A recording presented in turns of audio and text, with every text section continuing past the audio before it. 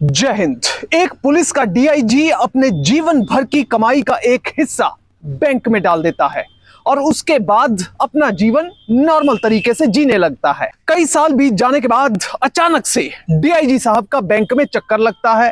वो सोचते हैं कि पासबुक को अपडेट करवा लिया जाए। जब पासबुक अपडेट करवाते हैं तो बैंक में डाला गया सारा पैसा गायब मिलता है। उसके बाद डीआईजी साहब पुलिस के पास पहुंचते हैं, एफआईआर रजिस्टर करवाते हैं और उसके बाद जो सच निकलकर सामने आता है उसे सुनकर डीआईजी साहब के पैरों तले जमीन निकल जाती है।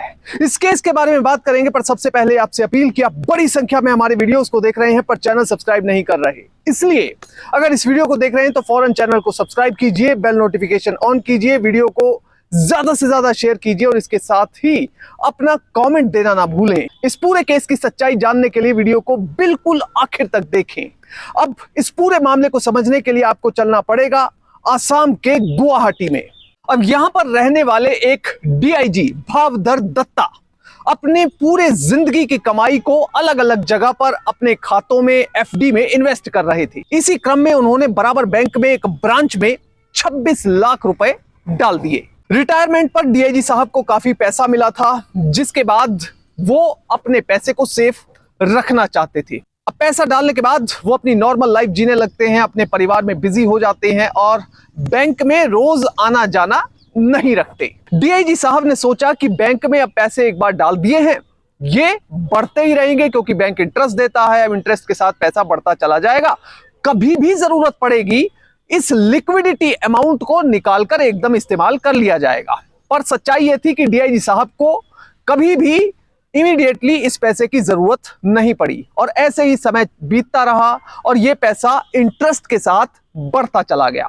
अब 26 लाख रुपए डीआईजी साहब ने इस ब्रांच में जमा करवाए थे। अब अचानक से जो बैंक का मैनेजर है वो सारे जो खाते होते हैं उनको साल में एक बार तो नजर मारनी पड़ती है कि कौन कौन से ऐसे अकाउंट हैं जिनमें जो कस्टमर है वो बैंक में नहीं आया है काफी लंबे समय से। अब बैंक के मैनेजर गुलेनुर हसन की नजर पड़ जाती है इस बैंक खाते पर। वो देखता है कि कई साल से डीआईजी भावधर दत्ता अपने इस बैंक खाते को देखने के लिए नहीं आए हैं। इसमें खास बात यह थी कि कई साल से ना तो कोई ट्रांजैक्शन हुई थी और दूसरे नंबर पर यह खाता किसी मोबाइल नंबर से अटैच नहीं था, यानी कि अगर इस खाते से कोई ट्रांजैक्शन होती तो उसकी जानकारी कस्टमर के मोबाइल नंबर पर नहीं जा सकती थी। अब कथित तौर पर रिपोर्टेड फैक्ट्स के मुताबिक गुलेनुर यह सोचता है कि जब इतने समय से ये कस्टमर जो कि एक डीआईजी है वो अपने अकाउंट को देखने के लिए बैंक में आए ही नहीं, तो ये हो सकता है कि ये कस्टमर मर गया हो, उनकी मृत्यु हो गई हो और उनके किसी रिश्तेदार को या परिवार वाले को इस बैंक खाते की जानकारी ही ना हो। अब इस बीच कथित तौर पर गुलेनुर अपने एक दोस्त से, एक साथी से, एक जानकार से संपर्क करता है जिसका नाम है त्रिदीप कलिता। रिपोर्टेड फैक्ट्स के मुताबिक वो त्रिदीप को कहता है कि मुझे एक मोबाइल और एक सिम कार्ड चाहिए, वो भी किसी और के नाम पर। अब जैसे ही त्रिदीप ये बात सुनता है तो वो पहले इस मैनेजर से पूछता है कि क्या बात है, बात बताओ, उसके बाद मैं सारा कुछ अरेंज करवा दूंगा। अब इन दोनों के बीच में बात होती है, काफी बातें मैनेजर इस व्यक्ति को बताता है, कलिता को बताता है और उसके बाद फाइनली एक मोबाइल फोन का इंतजाम हो जाता है और एक सिम कार्ड का इंतजाम हो जाता है।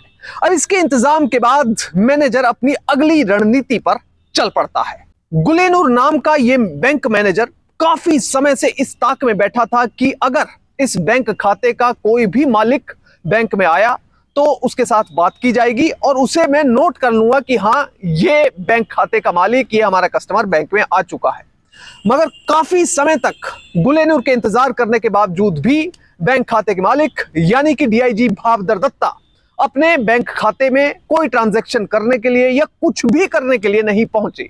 इसके बाद मैनेजर ने अपनी अगली स्ट्रेटजी पर काम करना शुरू कर दिया।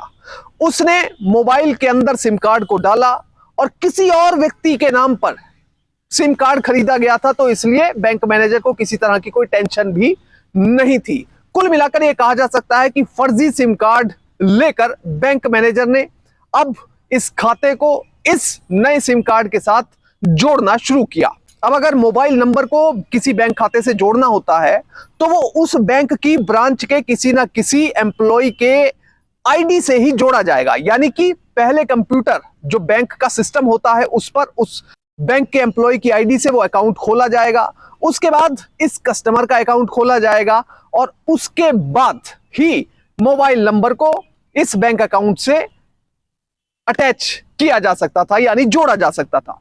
अब इसी क्रम में बैंक मैनेजर ने एक एम्प्लॉय की आईडी सिस्टम में डाली, उसके बाद डीआईजी साहब के अकाउंट को खोला और उसके बाद उसने कथित तौर पर रिपोर्टेड फैक्ट्स के मुताबिक मोबाइल नंबर को इस खाते से जोड़ दिया। अब इस खाते को जोड़ने के बाद उन्होंने एक नई यूजर आईडी और पासवर्ड क्रिएट किया ऑनलाइन ट्रांजैक्शन करने के लिए। इसके बाद धीरे से मैनेजर ने एक बार कुछ राशि इस खाते से निकालकर एक दूसरे खाते में ट्रांसफर कर दी और उसके बाद पूरी राशि धीरे धीरे बैंक मैनेजर ने दूसरे खाते में ट्रांसफर कर दी और किसी को कानो कान खबर भी नहीं हुई। ट्रांजैक्शन का जो मैसेज था वो उस फोन में आ रहा था, उस सिम कार्ड में आ रहा था जो खुद मैनेजर के पास ही मौजूद था। इसलिए डीआईजी साहब को भी नहीं पता चला कि कब उनके बैंक खाते से 26 लाख रुपए निकाल लिए गए। अब डीआईजी के खाते में इतना कुछ हो चुका था, उनके 26 लाख रुपए बैंक के मैनेजर द्वारा कथित तौर पर किसी दूसरे खाते में ट्रांसफर कर लिए गए या फिर सीधे शब्दों में कहे तो पैसे का गबन कर लिया गया, पर डीआईजी को कानो कान कोई खबर नहीं।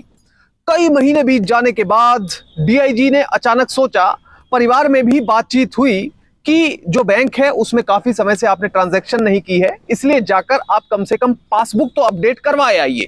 अब डीआईजी साहब अचानक से घूमते घुमाते अपने गुवाहाटी स्थित बैंक की ब्रांच में पहुंच जाते हैं। अब वहां पर जाकर जब वो अपनी पासबुक को अपडेट करवाते हैं तो वो हैरान परेशान रह जाते हैं, क्योंकि जो पैसा उन्होंने बैंक खाते में डाला था वो काफी समय पहले बैंक खाते से कहीं ट्रांसफर कर दिया गया, यानी अकाउंट में अब कुछ भी शेष नहीं बचा था। यह देखकर डीआईजी साहब के पैरों तले जमीन निकल गई। उसके बाद उन्होंने बैंक में मौजूद मैनेजर से बात की तो उन्होंने कहा कि सर ये पैसे तो आपने ही ट्रांसफर किए हैं। अब इसके बाद डीआईजी को कुछ भी समझ नहीं आया और वो सीधे पहुंच गए पुलिस स्टेशन। पुलिस स्टेशन में जाकर जितने भी वहां पर अधिकारी थे, कर्मचारी थे, उन्होंने डीआईजी को देखा और सम्मान किया और उसके बाद उन्होंने पूछा कि डीआईजी साहब क्या हुआ है, आपको थाने में आने की जरूरत क्यों पड़ गई है। डीआईजी साहब ने बताया कि मैंने अपने जीवन में जो कुछ भी कमाया था उसका एक हिस्सा मैंने बैंक की इस ब्रांच में रखा था, मगर वो पैसा कहीं गायब हो गया है, कहीं ट्रांसफर कर दिया गया है और अब मेरे खाते में कुछ भी नहीं बचा है। अब जैसे ही पुलिस को यह पता लगता है, पुलिस के कान खड़े हो जाते हैं, अचानक से हड़कंप मच जाता है कि एक डीआईजी के अकाउंट से पैसे गायब कर लिए गए। अब पुलिस एकदम से अपनी इन्वेस्टिगेशन शुरू कर देती है और लोगों को जीरो इन करना शुरू करती है कि आखिर ये सब किसकी कारस्तानी हो सकती है। अब जिस मैनेजर द्वारा कथित तौर पर रिपोर्टेड फैक्ट्स के मुताबिक ये सब कुछ किया गया था, उसकी ट्रांसफर दिसपुर में स्थित स्पेशलाइज्ड करेंसी एडमिनिस्ट्रेटिव ब्रांच में कर दी जाती है। अब वो काफी समय पहले इस ब्रांच में ट्रांसफर हो चुका है और पुलिस बैंक में पहुंच जाती है, इस खाते की सारी डिटेल्स चेक करने लगती है। और जब पुलिस डिटेल्स चेक करने लगती है तो इसमें एक क्लू पुलिस को मिलता है। पुलिस चेक करती है कि आखिरी बार बैंक के किस कर्मचारी ने इस डीआईजी के खाते को खोलकर देखा था। अब पुलिस को पता लग जाता है कि इस कर्मचारी ने देखा था। कर्मचारी को ट्रेस करना शुरू किया जाता है।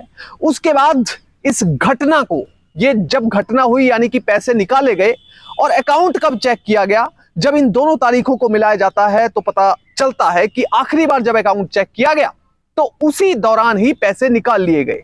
यानी जिस व्यक्ति ने, जिस बैंक के कर्मचारी ने बैंक अकाउंट चेक किया, या तो पैसे उसने निकाले हैं या उस एम्प्लॉय का यूजर आईडी और पासवर्ड का इस्तेमाल करते हुए पैसे किसी और ने निकाले हैं।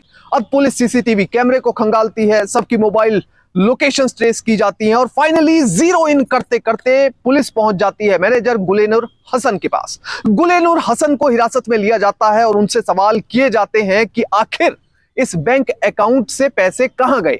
शुरुआत में यह बैंक मैनेजर कहता है कि मुझे इस बारे में कुछ नहीं पता, मगर फिर कई चीजें बैंक मैनेजर के सामने रखी जाती हैं। बताया जाता है कि यह सब कुछ आपके सामने ही, आपके ब्रांच में रहते हुए हुआ है, तो ऐसा कैसे हो सकता है कि आपको इसकी जानकारी ना हो।